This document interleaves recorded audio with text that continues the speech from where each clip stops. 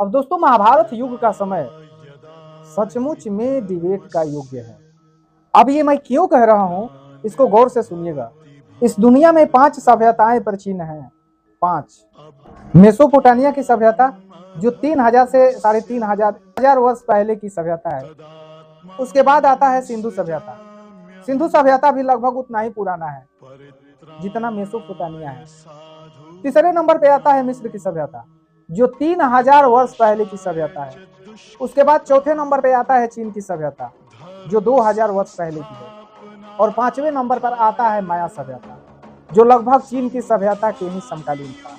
अब सवाल ये उठता है कि महाभारत युग सिंधु सभ्यता का समय का है, और ये सोचने पे विवश कर देता है कि जब भारत की धरती पर महाभारत युग हो रहा था, उस समय इन चारों सभ्यताओं में क्या हो रहा था, इन चारों सभ्यता का क्या परिकल्पना था, क्या कर रहे थे उन सभ्यता के लोगों में जिस समय भारत की धरती पर महाभारत युद्ध हो रहा था। अब गौर से सुनिएगा।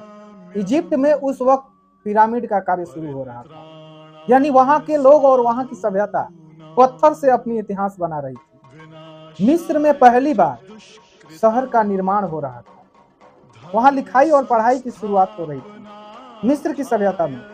और उस वक्त चीन की सभ्यता में खेती और किसानी की आविष्कार शुरू हो रही थी। और यूरोप के लोग उस वक्त भी आदि मानव की जीवन जी रहे थे, यानी वहां पे कोई भी सभ्यता अभी विकसित नहीं हुई थी। लेकिन भारत में कुछ और ही हो रहा था। उस समय भारत में महायुद्ध हो रहा था, वेदों के ज्ञान दिए जा रहे थे। महाभारत के युद्ध में श्री कृष्ण ने स्वयं गीता का उपदेश दे रहे थे, शास्त्र और शस्त्र चलाने की विद्या दिया जा रहा था।